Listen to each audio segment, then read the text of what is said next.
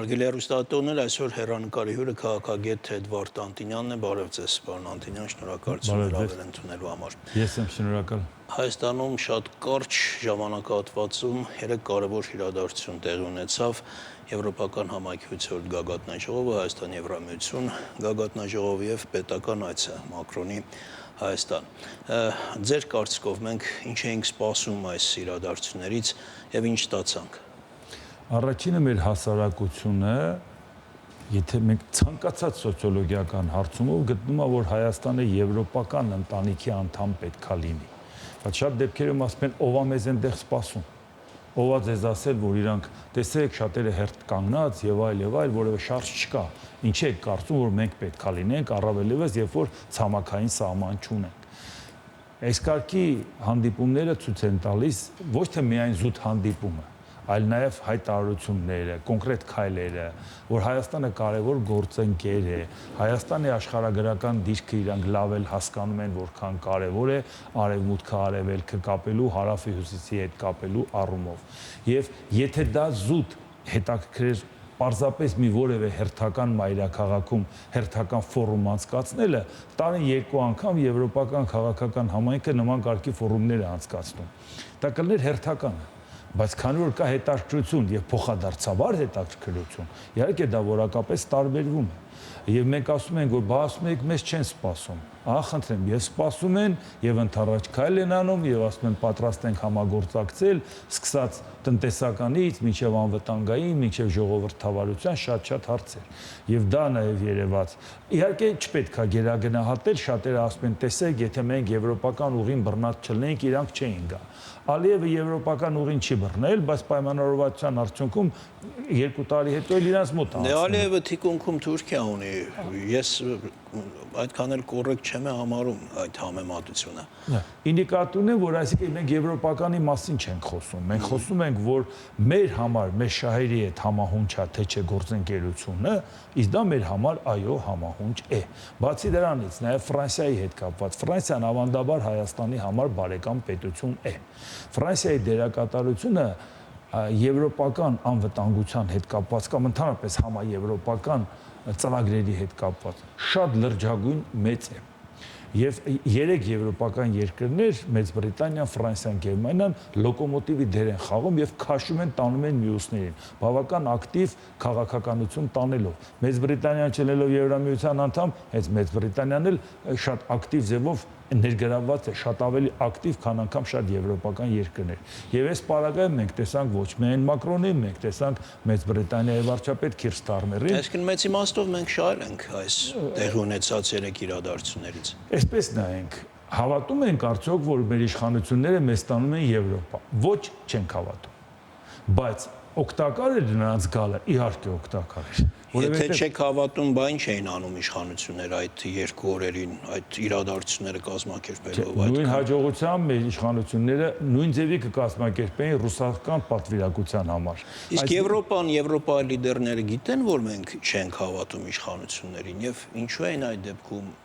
եկել հասել Հայաստան։ Պետք է նայենք նաև իրենց շահերի տեսանկյունից։ Իրենց համար ռուսական ազդեցությունից ցանկացած երկրի դուրս գալը համարում են դրական։ Այսպես նայենք, մենք ըմբռնումով ենք մոտենում, չէ, երբ որ Սիրիայում Բաշար Ասադը փոխվեց, Ահմեդ Աշ-Շալան եկավ, ահաբեկիչ, ահաբեկչական խմբավորման ղեկավար, դարձավ նախագահի պաշտոնակատար, Եվրոպան ողջունեց, Ամերիկան ողջունեց, որովհետև ասին ի վերջո ռուսական ազդեցությունից, Իրանի ազդեցությունից Սիրիան կարող է դուրս գալ, դառնալ մեզ համար նորմալ գործընկեր։ Այսինքն մենք պետք է հասկանանք, որ իրանց համար ռուսական դերակատարությունը պակասել այլևս բավարար է։ Նրանք լավ գիտեն, որ Նիկոլ Փաշինյանը Ռուսաստանի հետ հարաբերությունը ինչպիսին է, ոչ պակաս, քան ռուսամետների։ Բա որ նա տարբերություն է այդ դեպքում, որտեղ նրանք գիտեն, ռուս օլիգարխը, եթե Հայաստանում իշխանություն վերցրեց, իրանք դա Իվանիշվիլու տարբերակը տեսել են Վրաստանում։ 12 թվականից մինչև այսօր որևէ ձևով հետ չեն կարողանում վերցնել այն Վրաստանը, որը եվրոպական ինտեգրացիայի առումով մեզանից եւ քայլերով եւ ժամանակագրականով առաջ էր, նա եւ ասոցիացիան համաձայնագիր ստորագրեց 13 թվականին, երբ որ Հայաստանը մաքսային միության փաստաթուղթ ստորագրեց։ Հիշում եք, որ Պուտինը խոսում էր Փաշինյանի հետ եւ պրոռուսական ուժերի մասն էր ասում, այսինքն նկատի ուներ նաեւ Փաշինյանի ուժը, եթե պրոռուսակ, դուք ասում եք պակաս չէ, Փաշինյանի ուժային կոնկրետ ընդգծված պրոռուսական ուժերից։ Նրանք այսպես են նայում։ Նիկոլ Փաշինյանը իր բալանսավորված քաղաքականության արդյունքում այդ անունը որ բալանսավորված դրած է, ինքը այսպես է հասկանում, բոլորին ասել հա։ Պուտինին ասել Հայաստանում չես գտնի մի ինձ գործիչ, որը ավելի հավատարիմ լինի, քան ես։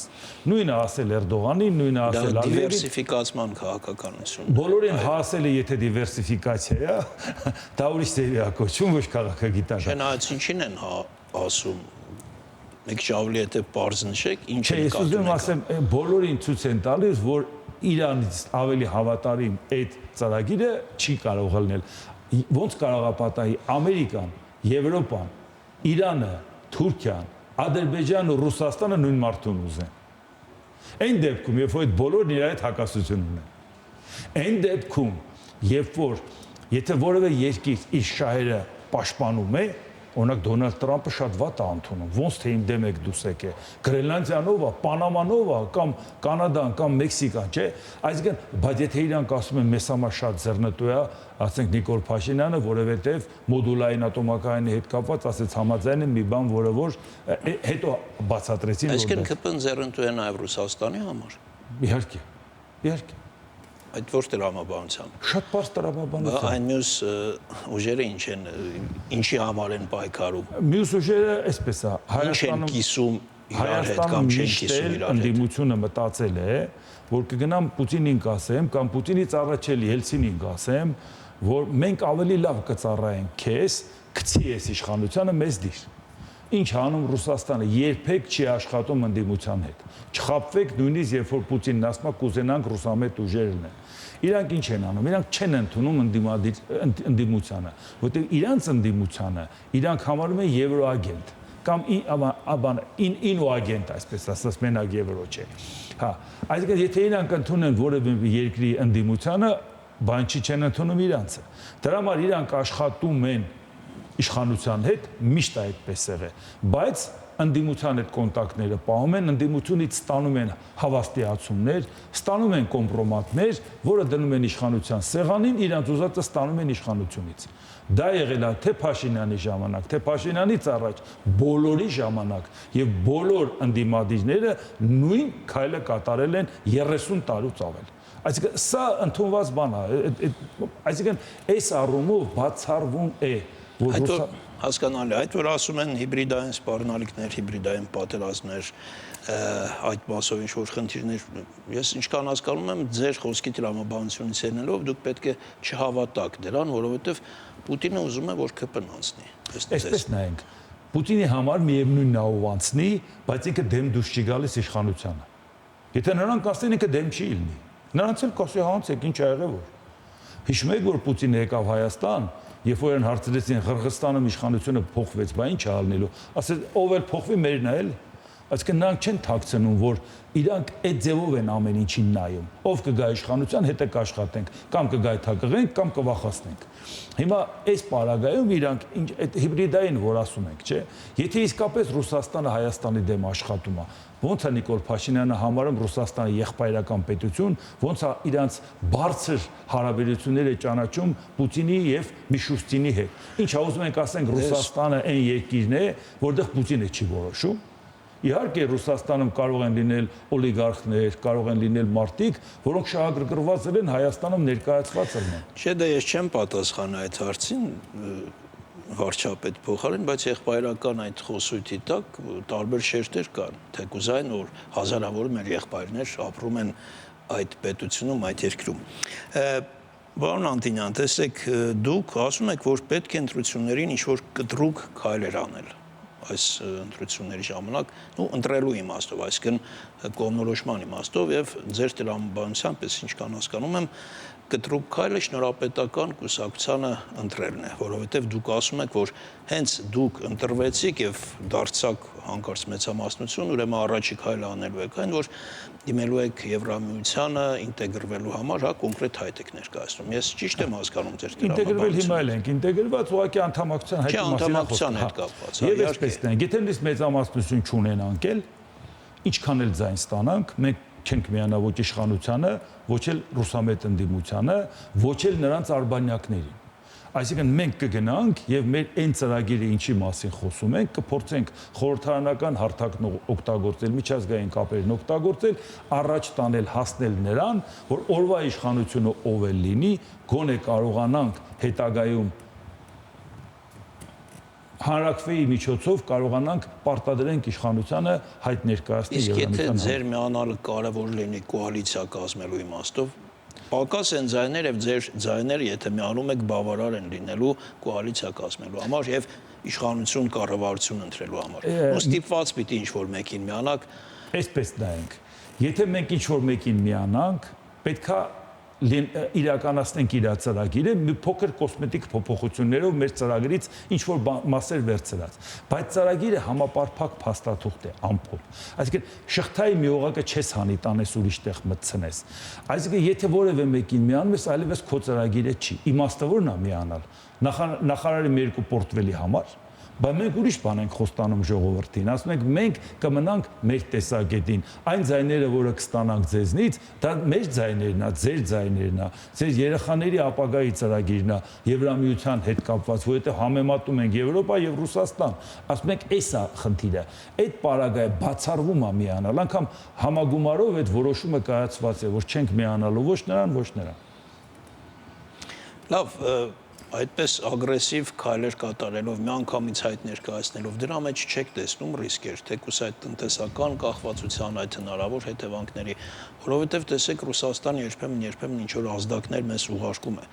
Հասարակ ջերմուկի հետ կապված փոքր պատմություն եղավ, բայց մեծ արձագանք ունեցավ, գազի գնի թանկացումը եւ այլն, ցանկացած տնտեսական լծակ անմիջապես մեծ ազդեցություն է գործում մեր հասարակության վրա։ Շատ լավ։ Նախ Հայաստանում չկար օրակարգ անդամակցել Շանհայի համագործակցության կազմակերպությանը։ Գտեք մի նախադասություն, որ մինչև Հայաստանի հայտ ներկայացնելը որևէ մեկը քննարկել էր այդ մասին։ Բայց երբ որ իշխանությունները որոշեցին, որ գնան հայտ ներկայացնել միանալու, լոգիկան ո՞րն էր։ Բայց Եվրամիության հետ կապված, գոնե ես գիտեմ, որ 2004 թվականից, երբ որ Վրաստանը 2003 թվականին բռնեց այդ ճանապարհը, ասենք մենք էլ այդ ճանապարհը մեր առաջ կբացի, մենք էլ կգնանք։ Գոնե ես իմ հրապարակային գործունեությունը սկսել եմ դրանով, որ Հայաստանի ապագան Եվրոպան է, ՆԱՏՕ-ն է, Ամերիկայի Միացյալ Նահանգների հետ գործընկերությունն է։ Դրա ագրեսիվը ո՞րն է։ Դրա համար կա պարարթող, կարա նախապատրաստական հսկայական անցած աշխատանք, մեր ժողովուրդը դա ցանկանում է, շատ շատերը, կեսից ավելին։ Եվ այս պարագայում, երբ որ մարդիկ ասում են, որ եթե մենք անգամ հայտ ներկայացնելը դա Ռուսաստանի համար կարմիր գիծ է եւ ինքը կսկսի սանկցիաներ կիրառել մեր դեմ, այդ դեպքում հարց ցանկացած պարագայում Ռուսաստանը դա կարող է անել։ Նշանակում է մենք երբևիցե Ռուսաստանի ազդեցությունից դուրս գալ չենք կարող, որովհետեւ գնալով ավելի ենք խրվել դրա մեջ։ Եթե 2004 թվականին ասում էինք, «Էս ինչ եք անում», 2026 թվականին, երբ որ մենք ծավալային պատկերացնենք Ռուսաստանի ներկայացվածությունը Հայաստանում ավելի մեծ է։ Այն դեպքում, երբ որ մենք ասում ենք, որ ուզում ենք դիվերսիֆիկացնենք, սա է դիվերսիֆիկացումը։ Դրա համար եւ ուրիշ բաներ նայենք։ Վաղը մյուս օրը մենք ինչ է Ռուսաստանի հետ աշխատելը, հիմնականում մտածում ենք շուկա եւ որպես կանոն գյուղմթերք կամ սննդամթերքն ենք նկատի ունենում։ Մնացած բաները եթե այլտեղ վաճառվի, վաճառում են։ Հանքանյութը վաճառելու համար անպայման չէ Ռուսաստանը լինի կամ էլ թե չէ ուրիշ ապրանքներ։ Բայց Ռուսաստանի հետ կապված գյուղմթերքի, որ ասում ենք, Ռուսաստանը մի օր սանկցիա կկիրառի։ Ռուսաստանը ցանկացած պահի կարա մեզ համար փակուղի առաջանա օբյեկտիվորեն։ Ինչի ենք ասում, խաղաղություն կնքեցինք Թուրքիայի, Ադրբեջանի հետ, լավ անվտանգային խնդիրը դնեմ մի կողմ, որ ես դրա մեջ խիստ անվտանգային խնդիրներ տեսնում եմ, այդ ապրանքը մեծ հոսք Հայաստան մտնել։ Սուտ տնտեսական առումով մտավ ապրանք, որը էժան է։ մտավ ապրանք, որի մեր ապրանքը մրցունակ լինել չի կարող Թուրքիայի եւ Ադրբեջանի ապրանքի։ Մենք ինչպես ենք մեր թանկ եւ որակով ապրանքը արտահանելու Ռուսաստան, եթե հանկարծ խաղաղության պայմանագիր ինքն է կնքի Ուկրաինայի հետ։ Եվրոպայի շուկան բացվի, Եվրոպան բացի իր արտադրանքը ողողի Ռուսաստան։ Մենք եթե եվրոպական ստանդարտի ապրանք չունենանք, վաղ Ռուսաստան էլ չենք կարող մտնենք։ Պարոն Անտինյան, ձեր այս կամ այն ուժին միանալ չմիանալու հետ կապված, դուք երեկվա ձեր ելույթում YouTube-յան ալիքով ամփոփելով այս օրերի իրադարձությունները, այսպիսի խոսք եք ասել, հիմա այս բառացիորեն կկրկնեմ ձեր այդ խոսքերը։ Եթե պայմանականորեն նայենք Նիկոլ Փաշինյանը ինչ-որ քանակի ձայներ է ստացել, պարզ է մենք չենք միանա նրան, դա բացառվում է, դուք եք ասում, բայց այդ ձայները գումարած մեր ձայները, եթե 50%-ից անցնի, ու եթե մենք չլինենք մեծամասնություն, պետք է կանգնենք ու ասենք, հոբ, ժողովուրդը արդեն իր ձայների հանրագումարով մեզ պարտադրում է Եվրամիության անդամակցության հայտ ներկայացնել։ Նախ գիտեք ինչ է, ես չեմ հասկանում, որ ասում եք բացառվում է միանալը, մյուս կողմից ասում եք այդ ձայները գումարած մեր ձայները։ Պարզ չես միանում իրար։ Գումարումը նշանակում է արդեն գումարումը դա չի նշանակում։ Ինչ տրամաբանությամբ եք այս ձայները գումարում Նիկոլ Փաշինյանի ձայները։ Ստացել է ձայները։ այսքան ձայն, դուք ստանում եք այսքան ձայն։ Հետո այս երկուսի ձայների հանրագումարով 50%-ից ավել ձայնը առաջանում։ Եթե Նիկոլ Փաշինյանն ասում է ժողովուրդը հասկացա, բայց ինչ որ տրամաբանություն պետք է լինի, չէ՞, քաղաքական գործողություններ, որ միանա։ Բայց ասում եմ էլի։ Ինքը ասում է, եթե ժողովուրդը ցանկանա, ես հայտ կներկայացնեմ, եթե ժողովուրդը ուզենա։ Մենք էլ ասում ենք, դա եթե դու համարում ես, դու ուզում ես, ուղղակի ժողովուրդը չի ուզում, քո ձայներն այսքան է, մենք էլ ասել ենք ժողովուրդ ջան, եթե մենք այսքան ձայն ստանանք, մենք հայտը կներկայացնենք։ Այս ձայների քանակ, գումարած այս ձայների քանակ 50%-ից ավել է։ Հարգելի իշխանություն, պարտավոր ես հիմա դիմումը գրել։ Հիմա ինչ որ հաշվարկի տարբերակ ունեք կամ արդյունքի տարբերակ, որ դուք ու ԿՊ-ն, ասենք 50%-ից ավել միասին կհավաքեք։ Գաղափարներով չեք միանա, բայց միասին կհավաքեք այդ կանձան եւ ժողովրդին կասեք, թե հոբ տեսեք, ժողովուրդը ասում է, որ պետք է արդեն հայտ ներկայացնել։ Առաջինը մենք ցանկանում ենք, որ այն հասարակության այն հատվածը, որը նեղացել տանը նստել է, որտեղ 21 թվականի ընտրության ժամանակ չի գնացել ընտրել Փաշինյանին, որ Քոչարյանից ազատվի, ոչ թե գնացել ընտրել է Քոչարյանի, որ Փաշինյանից ազատվի, այդ մարդիկ տանը նստածները ընտրությանը կեսից ավելին չի մասնակցել։ Այդ էլ չմոռանանք։ Բայց մենք մասնակցողների մասն ենք խոսում։ Չէ, բայց մենք հիմա ուզում ենք, որ չմասնակցածները մասնակցեն։ Նրանք տեսնեն իրական այլ ընտրանքի դեմս Հայաստանի շնորհապետական կուսակցության եւ գնան մասնակցեն եւ ձայն տան։ Բացի դրանից մենք ասում ենք, որ եթե մենք մասնակցությունը բարձր եղավ, ոչ իշխանությունը, ոչ ռուսամետ ընդդիմությունը 50%-ից ավել ձայն չունի։ Ձայները քիչ եղավ, վարչական ռեսուրս իշխանությունն ունի, ֆինանսական ռեսուրս մյուսները։ Իրանք կկարողանան 50%-ից ավել ձայն ստանան։ Մեր ավել ձայն ստանալու դեպքում երկուսի խաղակարտերն խառնվելու է, որովհետև չեն կարողանալու առաջի փուլում իրանք ստանան ձայն, բայց դա տալիս է այսպիսի բան, եթե մեր ժողովուրդը կասի, որ ես ուզում եմ Եվրոպա, կասենք հարգելի իշխանություն, մենք չենք հավատում, որ դու մեզ Եվրոպա ես տանելու։ Դու գցել ես ժողովրդի վրա, չէ՞, եթե ժողովուրդն ուզել Ինչպես տեսնում ես, ժողովուրդը ուզենում է։ Եթե մենք կլնենք, մենք դիմում կգրենք, դուք կլնեք, դուք դիմում գրեք։ Շնորհակալություն հետաքրքիր զրույցի համար, այսքանը հարգելի հեռուստատողներ, մեր հյուրը քաղաքագետ Էդվարդ Անտինյանն էր։